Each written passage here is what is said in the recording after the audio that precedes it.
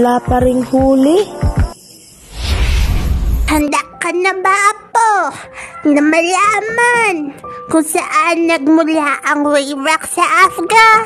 Ang alamat ng Wayrock, noong unang panahon, may mga tribo na nakatira malapit sa baybayin kung saan matatagpuan ng Wayrock ngayon. Ito na ang nahuling isda, mahal na diwata ng alon.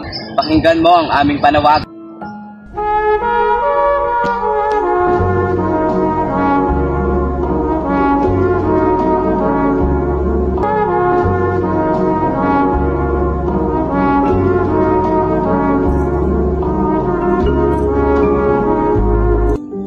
Anong iyong problema at umalipit na? Mahal na diwata, kaunti na lamang nakukuha ang mga isda dito ng mga mangingisda. Kaunti na rin lamang ang aming mga pagkain. Marami na rin ang mga nagugutom.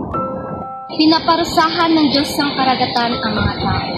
Sobra-sobra na rin ang pangingisda. Wala na rin halos isda. Wala akong magagawa. Wala ba kayong mga pananim? Malimit lamang ang aming mga pananim dahil sa lupa, mahal na diwata. Wala kaming magagawa.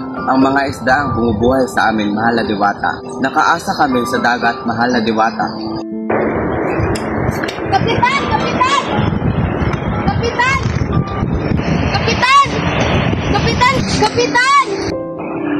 Kapitan! Mahal na diwata. Kapitan, wala na naman kaming mahuli. Pang-ikaapat na kaming walang nahuli. Tulungan niyo kami, mahal na diwata. Tulungan niyo ako! Ako'y gutom na! May pagkain ba kayo? Paano na to? Anong aking gagawin? Gutom na sila!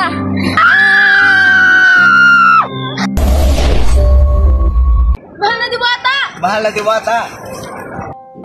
Ang diwata ay patay na! Anong nangyari? Hindi ko mawari.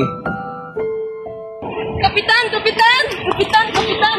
Tignan niyo, naging batang mga alon. Punong-puno ng tahong, kilapot at iba pa. Ang diwata ay inialay ang kanyang sarili upang malutas ang ating problema. Maraming salamat, mahal na diwata ng alon.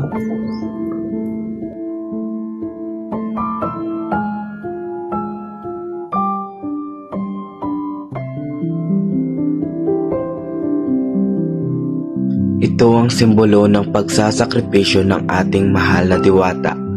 Atin itong pahalagahan magpakailan paman.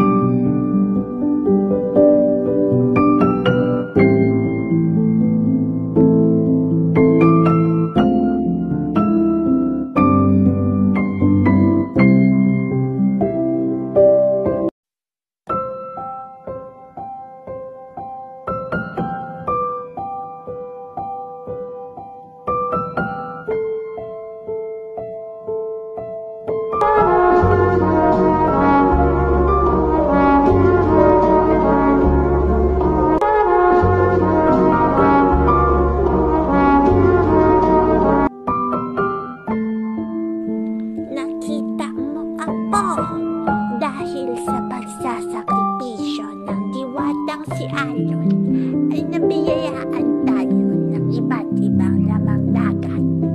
Sa tuwing mababaw ang tubig, makikita ang mga batong hugis Alon na may iba't ibang klase